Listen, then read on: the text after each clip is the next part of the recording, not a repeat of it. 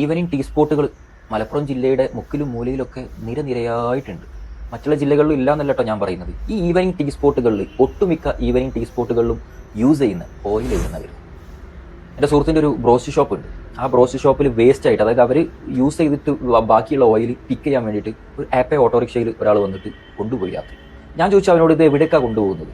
ആ സമയത്ത് എൻ്റെ മൈൻഡിൽ ഓർമ്മ വന്നത് പണ്ടൊക്കെ ഇത് അലക്ക് സോപ്പ് നിർമ്മാണത്തിനൊക്കെ കൊണ്ടുപോകുന്നതായിട്ട് കേട്ടിട്ടുണ്ട്. നമ്മൾ ഈ ഓയിൽ ഉപയോഗിച്ചിട്ട് അലക്ക് സോപ്പ് നിർമ്മിക്കും എന്നൊക്കെ ഒരു കേട്ടുകേൾവിയുണ്ട്. എത്രമാത്രം ശരിയാണെന്ന് എനിക്കറിയില്ല, അതിനെക്കുറിച്ച് കമൻറ്റ് ബോക്സ് സംസാരിക്കട്ടെ. പക്ഷേ ഞാൻ ഇതാണെന്നാണ് കരുതിയത്. അപ്പോൾ അവൻ എൻ്റെ അടുത്ത് പറഞ്ഞത് സത്യമുണ്ട്. ആ എണ്ണ പോകുന്നത് ഇവിടുത്തെ ഈവനിങ് സ്നാക്ക് ഷോപ്പുകളിലേക്കാണ്. അവിടെ ഒരു 2-3 ദിവസം കൂടെ ഇവരിത് യൂസ് ചെയ്യും. അതിലാണ് ഈ സ്നാക്സുകളൊക്കെ പൊരിക്കുന്നത്. എല്ലാവരും എന്നല്ല, ചിലർ. ഇതിനും കുത്തകയായിട്ടുള്ള ചില ഭീമന്മാരുണ്ട്. ഇതൊരു ബിസിനസ്സാക്കി മാറ്റിയ ആളുകളുണ്ട്. ഇതും യൂസ് ചെയ്ത് കഴിഞ്ഞതിൻ്റെ ശേഷമാണ് ഇതിൻ്റെ മറ്റ് വേസ്റ്റ് ആയിട്ട്, ഇപ്പോൾ ഞാൻ നേരത്തെ പറഞ്ഞ അലക്ക് സോപ്പ് പോലത്തെ സംഭവങ്ങളിലേക്ക് ഈ എണ്ണ പോകുന്നത്. നമ്മളൊന്ന് ആലോചിച്ച് നോക്കുക. നമ്മുടെ നാട്ടിലൊക്കെ ഈ ചിക്കൻ പീസിൻ്റെ കഴുത്ത് കിട്ടുന്ന ഒരു സംഭവമുണ്ട്, പൊരിച്ചു കൊടുക്കുന്നത്. ആ ചിക്കൻ പീസിൻ്റെ കളറും നമുക്ക് പുറത്ത് കിട്ടുന്ന ബ്രോസ്റ്റർ ഷോപ്പുകളിലെ കളറും തമ്മിലൊരു ചേഞ്ചസ് ഉണ്ടാവും. ഇതൊരു ഡാർക്ക് ഷെയ്ഡായിട്ടാണ് ഉണ്ടാകുക. റോസ്റ്റ് ഒരു യെല്ലോ ഷെയ്ഡായിട്ടാണ് ഉണ്ടാകുക. എന്താണ് ഇതിൻ്റെ കാരണം? എണ്ണ തന്നെയാണ് പ്രശ്നം. മറ്റുള്ളവർ ഉപയോഗിച്ച് വറ്റി വരണ്ട് അതിൻ്റെ എല്ലാ സത്തും നഷ്ടപ്പെട്ട ആ എണ്ണ റീയൂസ് ചെയ്യാനാണ് ഇന്നത്തെ പല ഈവനിങ് സ്നാക്ക് ഷോപ്പുകളും ഇരിക്കുന്നത്.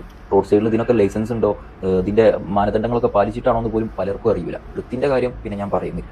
അതിന് മാത്രം രോഗങ്ങൾ കിഡ്നി ആയിട്ടും ക്യാൻസർ ആയിട്ടും മലപ്പുറത്തും നല്ല നിലയിൽ വൃത്തിയായിട്ട് ഹൈജീനിക്കായിട്ട് ഈ കച്ചവടം ചെയ്യുന്നവരുണ്ട്.